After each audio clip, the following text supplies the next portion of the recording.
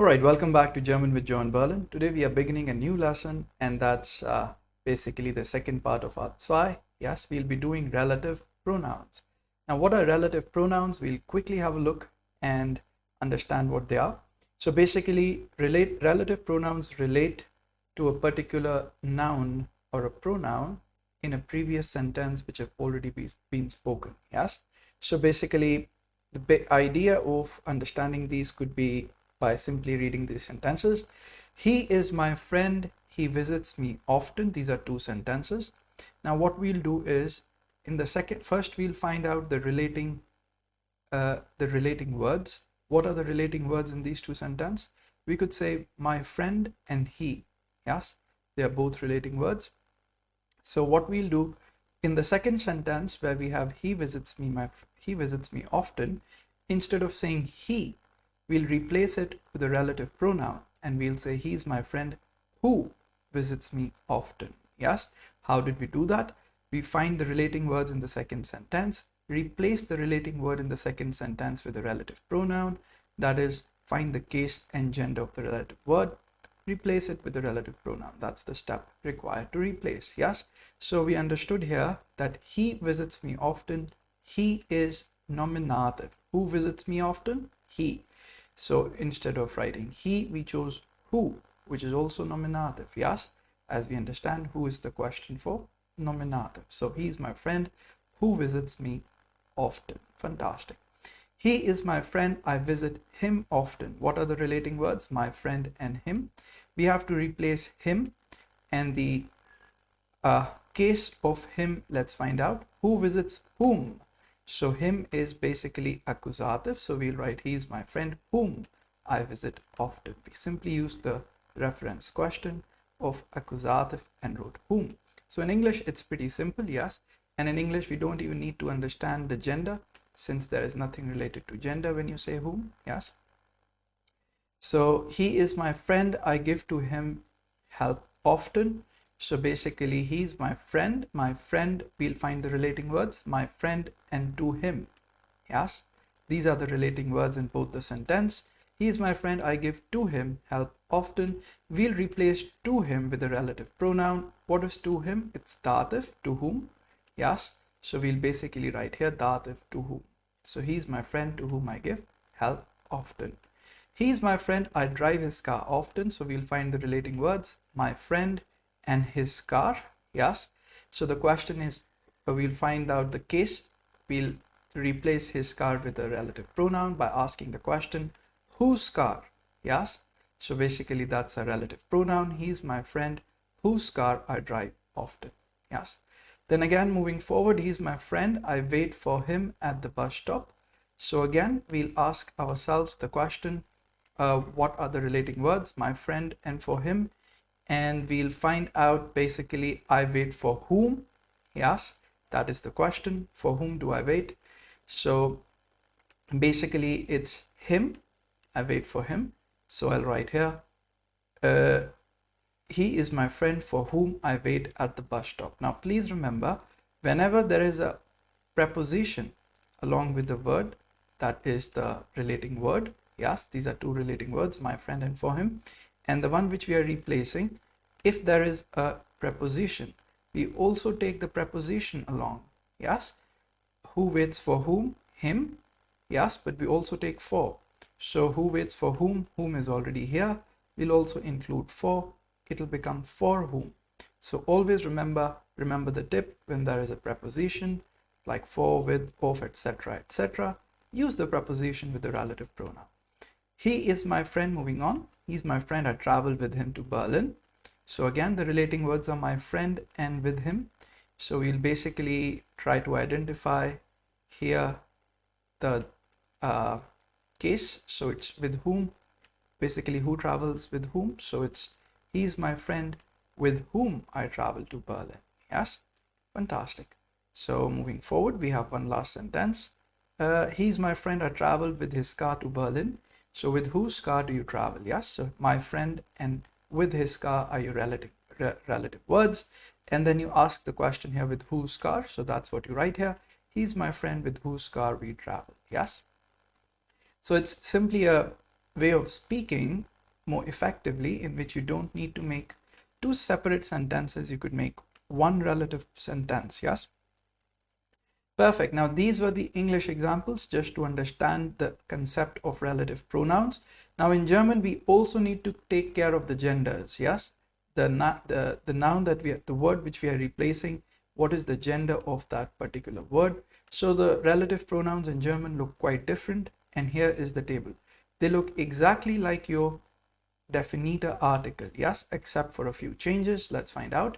They are just like they are the, das, the, then the, das, the, them, they are them, then, with an extra en, like the then plus the n, denen. And then we have this, they are, but instead of this, they are, we have a little addition. We have also the adjective ending somehow here of desen, deren, desen, deren. We have added the adjective endings to the definiter article since we are referring to a particular thing. Yes, so that's the idea. So you'll basically be remembering these with desen, deren, desen, deren. Yes, fantastic. So these were our relative pronouns, and all we now need to do is follow a couple of rules and try to make relative sentences. Yes. Okay, now one little thing, when we'll be making a relative sentence, we'll also be seeing that there'll be a little change in the structure of the sentence. For example, here is a sentence: Er ist mein Freund, besucht mich oft. He is my friend, he visits me often. Now what we'll need to find, what are the relating words? Was sind die Relativwörter?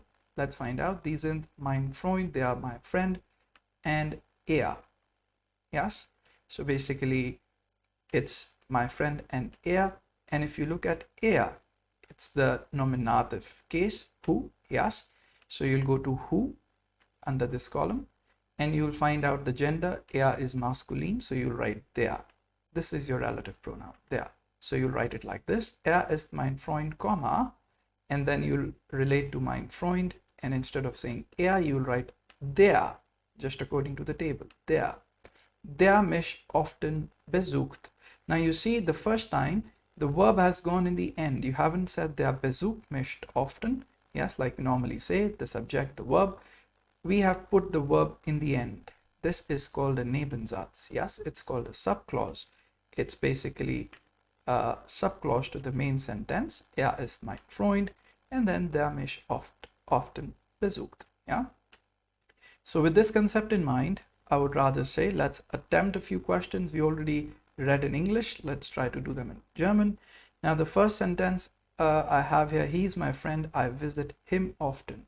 First step, find the relating words, my friend and him. Second step, in the relative sentence, the sentence which we'll be making in relative sentence, yes, this one, we'll pick up him and identify its case. So it's who visits whom, that is accusative. So we'll go to accusative. We'll find out the gender, it's masculine, him, so we'll write den. Yes, so let's write here: Er ist mein Freund. Okay, I think the font is too small, need to make it bigger. Er ist mein Freund, comma, now we'll replace him as we already saw with accusative den, so we'll write here den. Then we'll write rest of the sentence: den mich often. Very good. Okay, den ich, sorry, the sentence is I visit him often. Den ich oft besuche. Yes, so I have conjugated for ich and I have put the verb in the end. I didn't say den besuche ich oft, I have said den ich oft besuche. Yes, so the verb goes in the end. Just to show you, I could have written den besuche ich oft. As we know, the first and third position are changeable, so I have put the subject on the right of the verb. But then again, this would become a Hauptsatz, which is called a main sentence. But in such sentences, this is the main sentence, this is the Nebensatz, that's the subclause. So we shouldn't write the verb here. We simply pick up the verb from here, cut it, and paste it in the end. Yes, so it becomes den ich oft besuche. Er ist mein Freund, den ich oft besuche. He is my friend for whom I wait often. Okay, now we'll find the relating words. So basically, okay. All right, now I think this is a direct sentence. I should have written, he is my friend. I wait for him often. Yes, that would have been a better question. I wait for him often. Okay, now again, I corrected it. So basically, he is my friend. So my friend and for him are the relating words. So we'll replace for him basically with a relative pronoun. So basically identify the case. Who waits for whom? So it's accusative. And as per the rule, we'll pick up the preposition along. So in Deutsch, let's write the same sentence. Er ist, okay, let's make it bigger. Er ist mein Freund. Yes, he is my friend, comma. And now, according to the rule, first let's understand what would be for in German. For in German would be auf, because the preposition for this verb to wait is not für, which you might have thought. In German it's auf. We never compare prepositions in German and English. We got to learn them separately when the time comes. For now, let's remember it's auf. So we'll first write the preposition before we write the relative pronoun, since we take the preposition along. So I'll write auf, and then I'll replace him with the accusative pronoun. Yes, masculine, that is den. So I'll write auf den. Now I'll not write besuche ich, sorry, auf den warte ich oft. That'll be wrong. That'll be a main sentence. I'll pick up the verb warte, put it in the end, and it'll become auf den ich oft warte. Yes, fantastic. Now he is my friend to whom I help always, or I could have written the sentence here to make you understand even better. He is my friend, I give to him help always. Yes, fantastic. Let's write it down. Help always. Now we'll find the relating words. It's my friend and to him. Yes, so we'll try to recognize that case here. It's basically dative, to whom. Yes, so basically in dative we find this case, and we'll find, let's find out first. Let's get this sentence started. So it'll be er ist mein Freund. Yes, comma. Now we'll go to dative, and like we figured out, to whom is dative, and we'll find out it's masculine. So we'll write dem. Now here dem itself means to him. Yes, to whom. So we do not need to write to, because to is already there in the dative relative pronoun. Yes, so I'll write dem ich oft Hilfe gebe. Yes, now I wrote it directly. Could have written it like that to explain. Dem gebe ich Hilfe oft. Yes, dem gebe ich oft Hilfe. Yes, but then again, the verb goes in the end since it's a Nebensatz, so it will be written like this: dem ich oft Hilfe gebe. Yes, let's make it bigger. Fantastic. Now he is my friend with whom I go to Berlin. Will help me out here. Find the relating. Okay, so this is more easy if I write it like this: I go with him to Berlin. Yes, now we'll find the relative words. It's my friend and with whom. Yes, so we'll go here and we'll begin the sentence: er ist mein Freund. Yes, now we'll basically replace this. We'll find out with is dative, so we'll write with here, mit, and then we'll go to dative, find out it's masculine, so we'll choose dem, like you can see here.